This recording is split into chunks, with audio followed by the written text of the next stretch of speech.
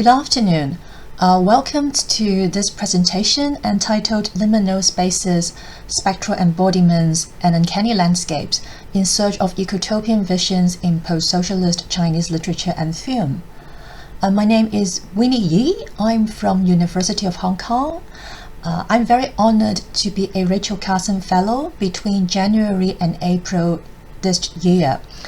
My larger project works on the politics of ruins and everyday life, studying the urban Chinese text in the post-2000 era. In this presentation, I would like to show you my project and also to use specific examples to talk about the impact of urbanization and modernization in today's China. My proposed project explores the relations of ruins, everyday life, and creativity in post-socialist Chinese literary and filmic text. It examines the ways in which literature and independent films have become effective means of drawing attention to both the reckless development and the depletion of real life due to marketization and globalization. And I hope this project will shed light on the impact of urbanization and modernization on nature, urban landscapes, and the quotidian by analyzing literary and filmic text. In the past decade, China has undergone perpetual demolition and construction, leading to the displacement of Chinese people in the name of progress. A sense of the uncanny, arising from the discrepancy between what is seen and what is felt, and the juxtaposition of ruination and construction has become part of the daily life of China. I think the ruins are both literal, meaning the rubble, pollution, and destruction, and symbolic, representing the prolonged condition of threat and oppression resulting from the urbanization, globalization, and ideological struggles that followed the implementation of open-door policy in the 1980s. Contemporary scholars have noted the subtle changes that have registered in the day-to-day lives of Chinese citizens and have drawn attention to the urgent need to deal with the problems that have proliferated in post-socialist China. This presentation examines the way in which destruction and ruins have been reimagined as potential spaces by contemporary Chinese filmmakers and writers.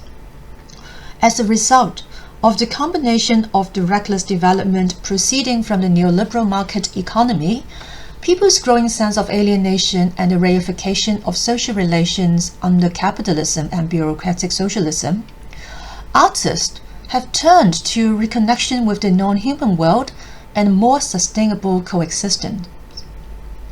The Ecotopian visions that offered in the works discussed below encourage us to bring a new perspective to the current mode of anthropocentric experience and perception. Three elements will be discussed to illuminate this point.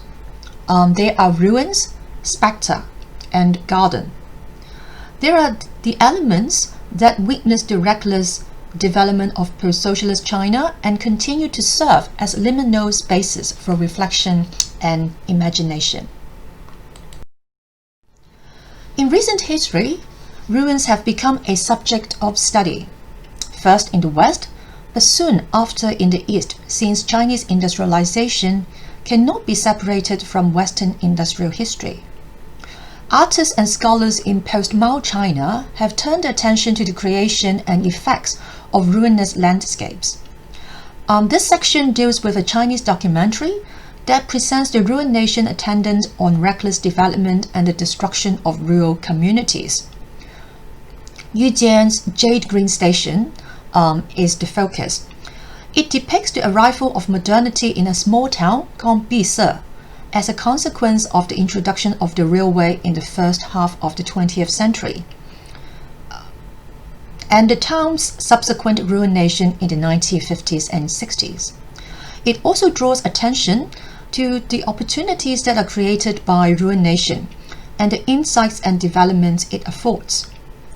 And there are other Chinese documentaries that are dealing with effects of industrialization, which include Jia Zhangke's In Public, released in 2001, Wang Bing's award-winning documentary, West of the Track, 铁西区, in 2002, which portrays the ruin of one of China's oldest and largest industrial base, and the withering of life under the ubiquitous forces of global modernity. And other examples also include Du Haibing's Along the Railway, 铁路沿线, and Xiaopeng's Mine No. 8, released in the year 2003. So next I want to introduce Yu Jian, the filmmaker. Yu Jian portrays the passivity of this small town called Bise in the face of the nation's irresponsible economic development. Interestingly, through the use of poetry and its juxtaposition of nature and ruins, of the slow pace of the documentary and the speed symbolized by the train, Jade Green Station provides a commentary on the cruelty of time.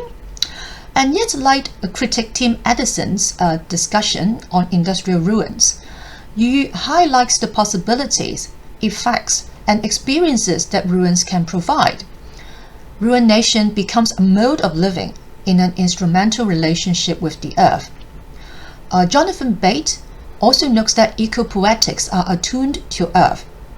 They promise, open quote, to live in an other way, to respect the difference, end quote. In Jade Green Station, the camera depicts the way eco-poetics, dwelling, can be realized in ruination, and the way the displacements of ruination remind us of the importance of home. Ruins is represented in relation to time in Jade Green Station, and also sound is used to conjure the intricate relation between human and nature in the abandoned village. Focusing on the construction of a rail connection between Yunnan province and Vietnam in 1910, a period when the small town of Bise was transformed from a small village to a lively stopover, and also gained the nickname Small Shanghai. The documentary Jade Green Station documents the daily bustle along the railroad tracks that are populated by traders, sellers of sweets, passengers, and railroad employees in the early Chinese modern history. Initially, we only hear the surrounding sounds of dogs, birds, and the radio. But gradually, more and more people tell about their memories and ambitions. Bise becomes a meeting place between modern China and the old Chinese Empire. But the problem is that what is considered as modern is now ruined, and Bise becomes a village that freezes in time where nothing seems to have changed. This representation brings in time perspective to look at ruins and reflect on the kind of achronicities, as argued by Akbar Abbas in a different context, when past and present disappear in each other. Jade Green Station records the way the train, which is a symbol of modernity, has become outdated. Once considered haunting, gigantic, and powerful, the locomotive is no longer a representative of speed and progress. The townspeople now consider it as too slow and generally prefer to drive if they have to go out of town. The symbol of modernity has failed to outwit time. There are repeated shots of the stopped clock at the train station, which underline this irony. The clock, once a memento of the glory of the past, now symbolizes the withering of legacy.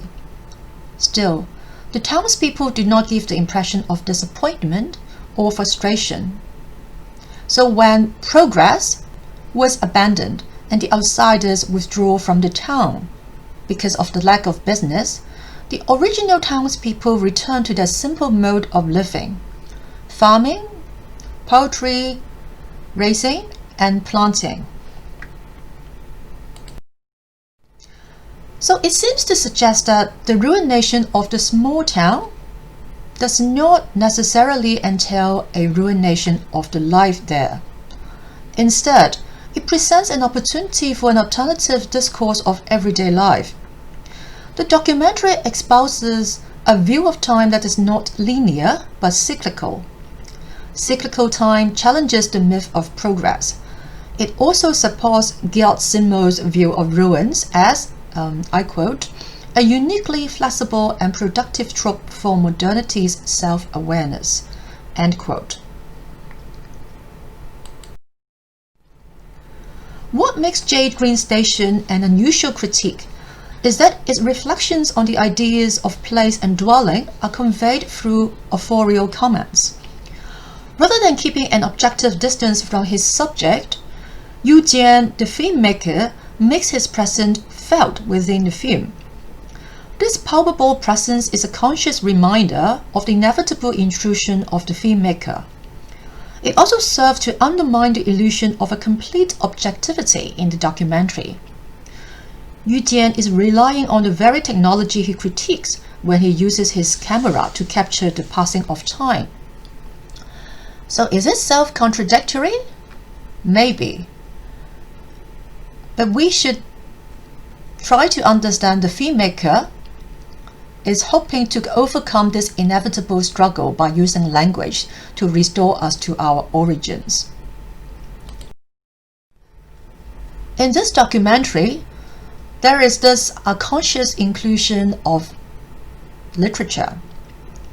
The inclusion of excerpts from T.S. Eliot's 4 quartets in Jade Green Station is telling. I am including a bit here from Bernd Norton, the number 1 section of 4 quartets. Time present and time past are both perhaps present in time future, and time future contained in time past. If all time is eternally present, all time is unredeemable. What might have been is an abstraction, remaining a perpetual possibility only in a world of speculation. What might have been and what has been point to one end, which is always present. Footfalls echo in the memory down the passage which we did not take, towards the door we never opened. There is another inclusion from East Coker, number 2 of 4 quartets. In my beginning is my end. In succession, wholes rise and fall, crumble, are extended, are removed, destroyed, restored, all in their place, is an open field or a factory or a bypass.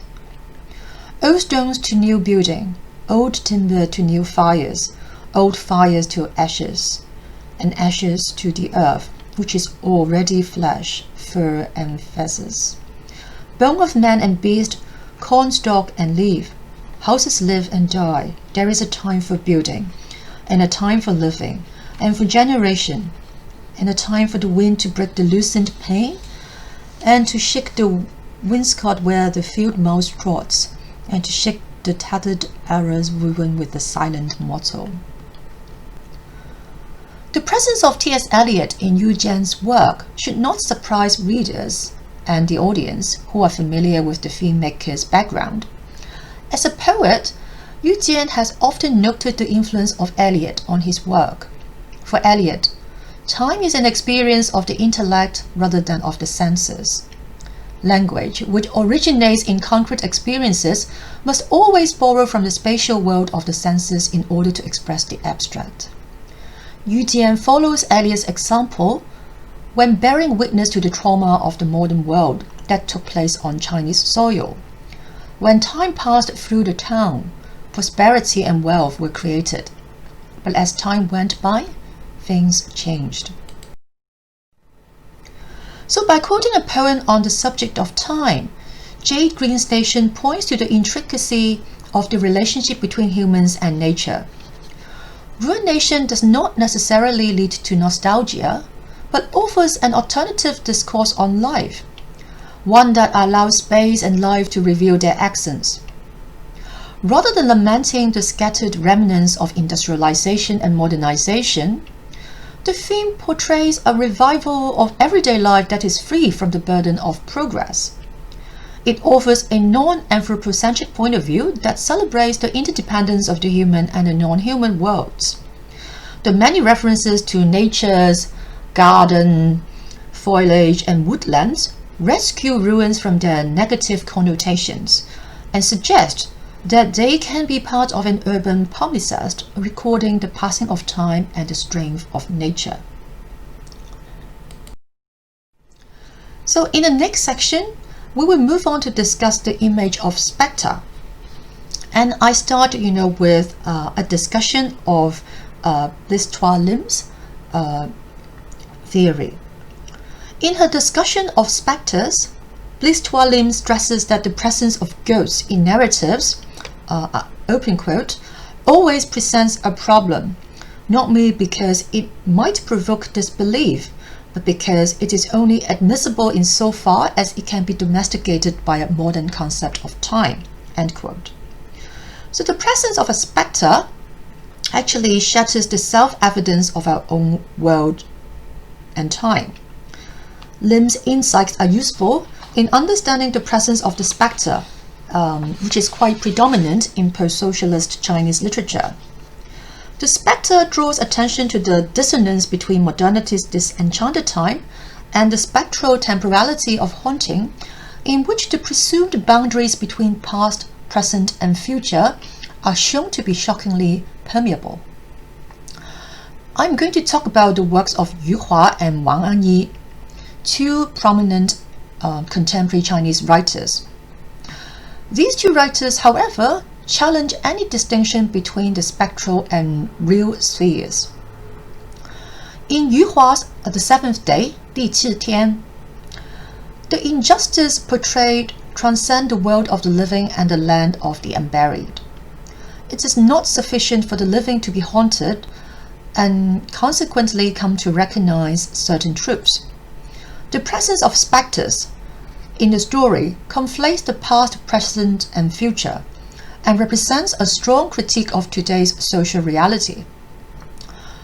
According to Christine Lee, this spectral turn in literature can in part at least be attributed to a shared anxiety over amnesia that has led to what Andreas Huyssen described as a culture of memory that has become pervasive in the late 1970s and beyond. It manifests an urgency to secure and monumentalize local and national histories amid globalization and dramatically shifting political landscapes.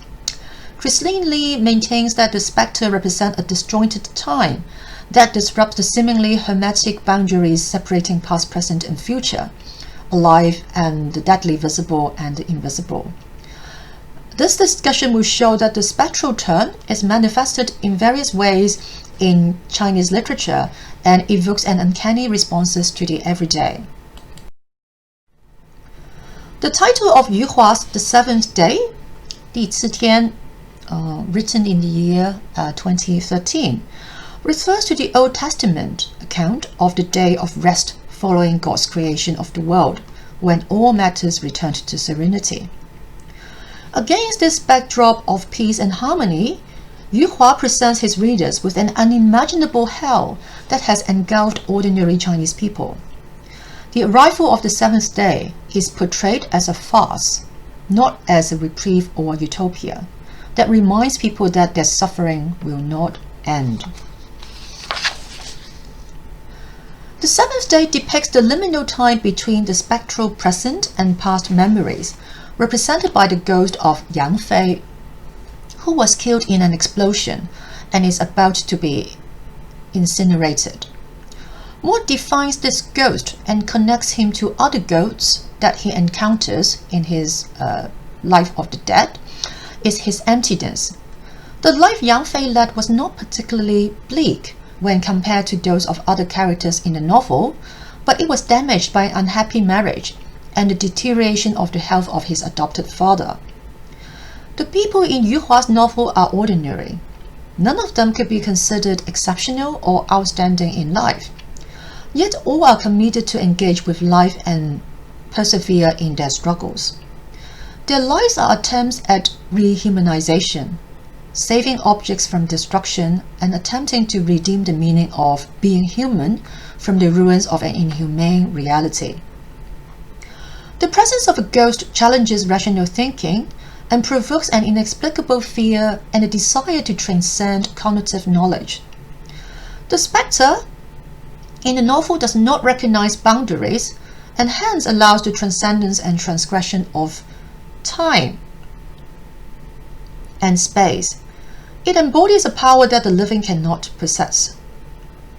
As well as drawing attention to the impotence of the living, the presence of ghosts can be evidence of historical injustice. Ghosts can be agents of disclosure of historical or social issues that have been covered up or silenced in the mainstream accounts of history. What distinguished The Seventh Day from a typical ghost story is the focus on affect. Christine Lee notes, and I quote here, "After all, to come in contact with the ghost is to cross a threshold, past, present, future, here, there, absent, present, and undergo a transition. It is to open yourself up to other possibilities of being and existing in the world. The experience of haunting is arguably always affective." End quote. While Lee is describing the experience of haunting from the perspective of living, Yu Hua presents the moment of self-realization on the part of the spectres and the way that experience affects them. Rather than focusing on their suffering, Yu Hua draws attention to the experience of being affected and the effects of re-experiencing moments of meeting, departure, reunion, abandonment, and loss. The spectres returned to primal scenes not in search of the truth, but to experience the moment of affect. For example, the main character Yang Fei returns to the moment when he was born in a moving train and accidentally dropped onto the train tracks. Yang's adoptive father returns to the place where he abandoned his son to satisfy his ex-fiance's wish. Wu Zhao, the boyfriend, of one of the protagonist mouse girl, who was a member of the mouse tribe, which is a group that signified the disenfranchised who live in the underground warrens beneath the city in urban China, returns to the building where his girlfriend committed suicide. All these return journeys allow the spectres to dwell on moments of affect, moments that are deemed self-indulgent in today's China. I move on to the next example. If The Seventh Day depicts the underground spaces where spectral time challenges the capitalism celebrated in post-socialist China, Seductive Moon, 月色撩人, written by Wan Anyi, portrays the spectralization of a range of spaces, from human bodies to geographical sites. In these spaces, the threshold of the everyday is exposed, and injustice is revealed through a critique of repression and internalization. All the characters in Seductive Moon are haunted by spectral spaces in the form of memories, embodied feelings, and the dark alleys of Shanghai. Fog perpetually blankets Shanghai, and rare moments of illuminations are celebrated and cherished. The spectral spaces in the novel resemble Akbar Aba's description of Ghost Town. I quote, "Not ghost towns where people have left, but ghost towns where people have not yet arrived." The ghost towns are not empty in Seductive Moon. They are packed with people who live like ghosts, who were abandoned to darkness. Akbar Aba's quote encourages us to think of these cities then not just as physical, political, and economic entities, but also as a cluster of indesirable images, a series of contradictory discourses, and problematic experience of a space and a place.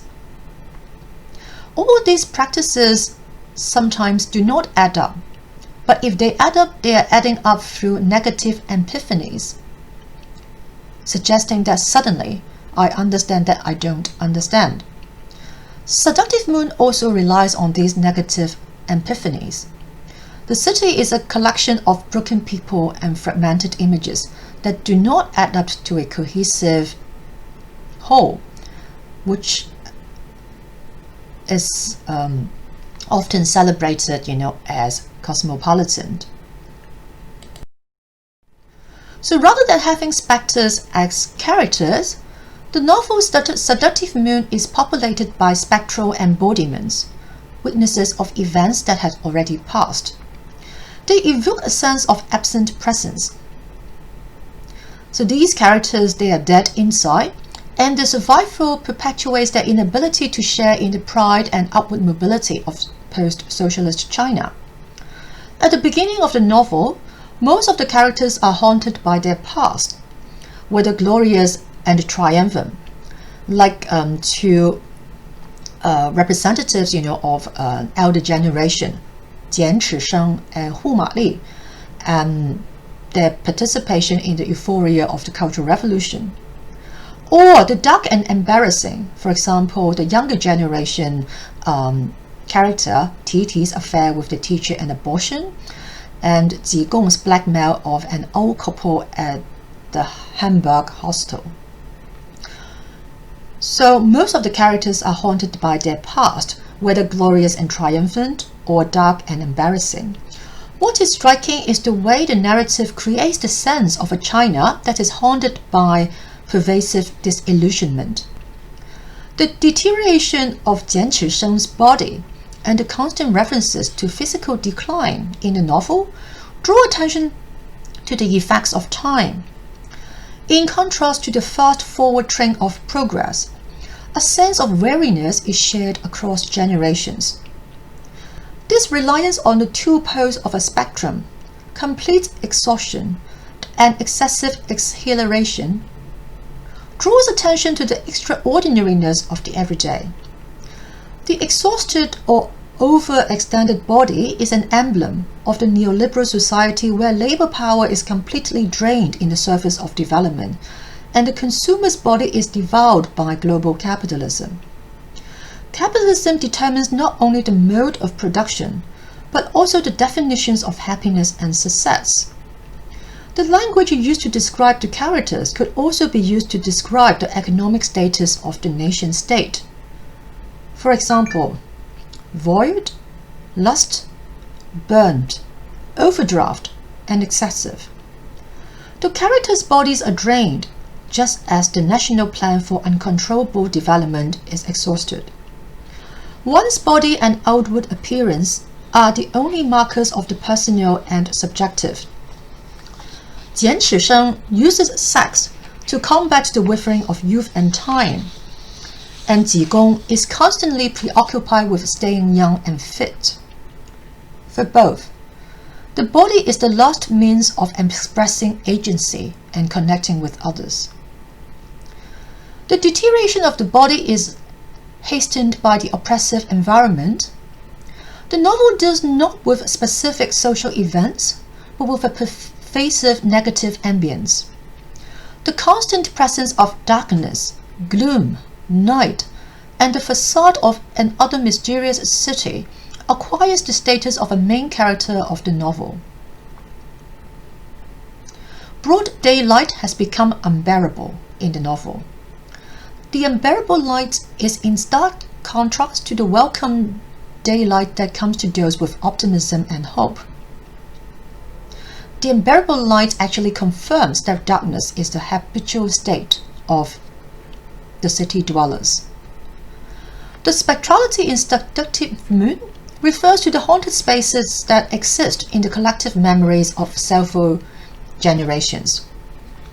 Characters' memories, bodies, and habitats are portrayed as spaces that are haunted. Feelings of being haunted and unable to partake in illusion of collective development found an external expression in the city of Shanghai.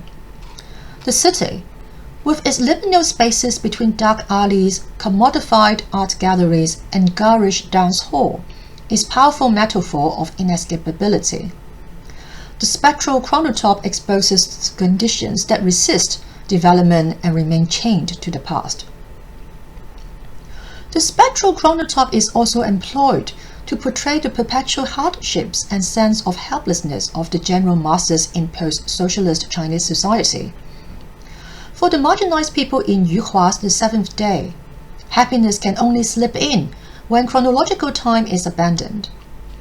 Generations remain haunted by certain spaces. This is a very powerful trope to allow an accidental condition of haunting be externalized into time and space. And both novels powerfully challenge linear time and the efforts of progress and prosperity that characterize today's China. Although they use specters to convey the destructions of the city and the disruption of human relations, The Seventh Day and Seductive Moon suggest that transcendence is possible if one cherishes the possibilities of connection and relationship.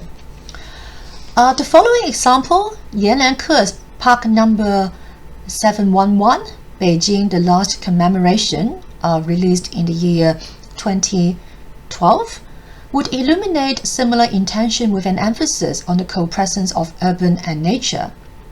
This belief in transcendence can be seen as utopian.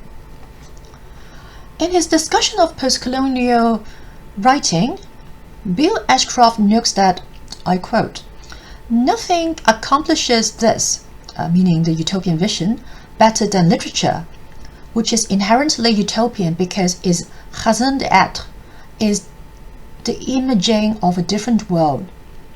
Place becomes central, not as utopia, but as the site of transformation, the location of identity, and the generation of a utopian idea. One block calls Hamlet. Such literature tends to resolve the ambiguities of hope." End quote. In the field of environmental humanities, scholars have noted that utopian imaginings are invoked in creative works about farmer colonies that must transcend the anxiety of not being at home. In the advent of uncontrollable forces of urbanization, it becomes necessary to project a kind of schematic representation of the world and one's place in it that becomes a way of making sense of things. It is through imagination that one can produce a vision that reflects one's reality.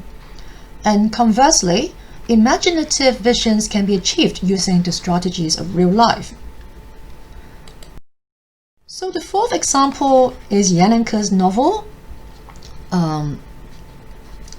纪要要浩园北京最后的纪念. In Yan'an's novel, human actions are reflected in transformations of nature. The novel propounds a kind of poetic ecology that infuses the material world with a renewed sense of place. The narrator shares the same name of the author, Yan'an Ke, and also has the same profession as writer. In the novel, the residence of the narrator, which is situated in Beijing, is a utopic garden, and the narrator finds his inspiration in insects, plants, and material objects. It rehistoricizes and recontextualizes the utopic garden in order to illuminate the interconnection of all entities across time and space. There are long episodes in the novel chronicling the way the narrator interacts and talks to plants and animals, learning from them and living in a harmonious balance with the non-human. All these experiences become his inspiration of writing. On the one hand, the novel looks like a creative attempt to reinvent the Taoist and Buddhist cosmologies. Heaven and human are one. On the other, it appears to be focused on the possibility of imagining a free and creative space where writers can express themselves in nature.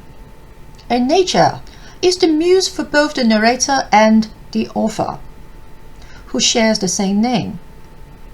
On closer inspection, however, the novel is an account of how impossible it is to build or imagine such a utopian space amid the rapid development of contemporary China, as this utopia has to be torn down at the end to give way to the widening of the main road.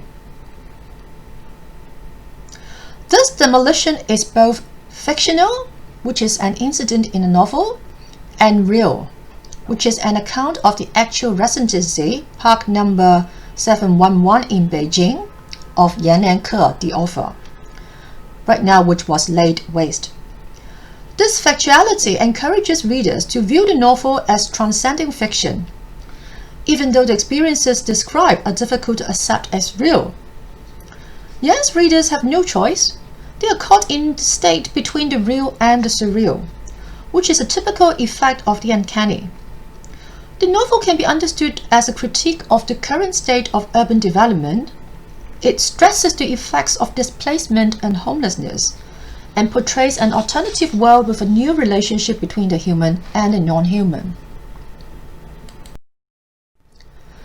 The world of signification, where nature and artifice, and nature and affect intersect, makes it possible to transcend the narrow individual responses to nature and present a general critique of the destruction attendant upon the process of development. The narrator's experiences in the non-human world and his urgent need to record these experiences suggest that even everyday events reverberate with individual and communal desires, fears, and frustrations. It is through the various literary depictions of urban life that the complex history of post-socialist China can be illustrated. And this is also true of Yan and Ke, both the author and the narrator of the novel, who sees park number 711 as his muse.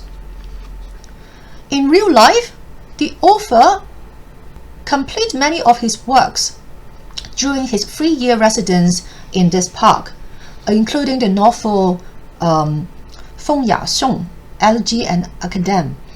The narrator Yan also mentions his struggle with the garden's stink bugs, which produced an unpleasant smell when he was writing his novel The Four Books, Xi Su.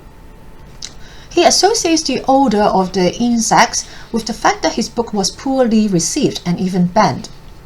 So artistic works are linked to the nutrients that lead to the fruition and growth of plants. In the chapter Bamboo, the narrator and his son soak the works of contemporary Chinese writers in water overnight and use the water for their plants. And in the course of the following 3 years, it is suggested that the bamboo they planted takes roots and becomes a forest, separating and protecting the author, the narrator, from the outside world. So this direct relationship between planting and creation highlights the importance of nature's contribution to human art. Yan and Ke does not portray a nostalgic return to the gentle benefits of nature. Instead, he depicts struggles and negotiation with nature that are meaningful and productive. In the novel, a sense of homelessness is felt, where constant construction and destruction have become a relentless background to life.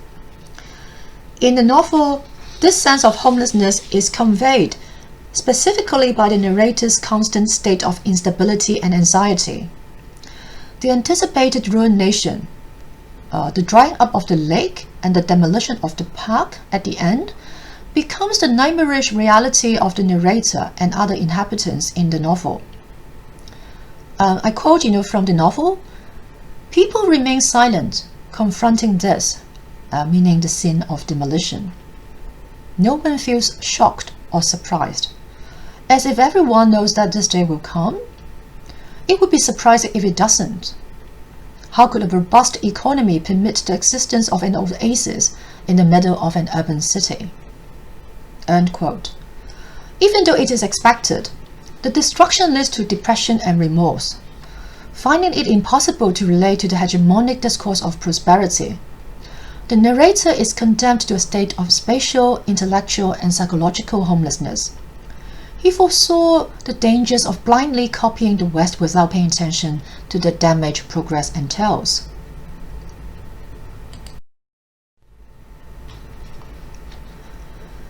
The uncanny, which is used as an aesthetic and political strategy in the novel can also be noted. For avant-garde modernists, the uncanny readily offered itself as an instrument of defamiliarization, as if a world estranged and distanced from its own nature can only be recalled to itself by shock or by the effects of things that are made strange. The uncanny was revived as an aesthetic category and reconceived as an example of modernism's propensity for shock and disturbances. In the novel Park Number 711, the uncanny, a state between dream and awakening, is also employed as a strategy to deal with the sense of disillusionment and homelessness. But in this case, nature and the non-human are the agents of shock and disturbance.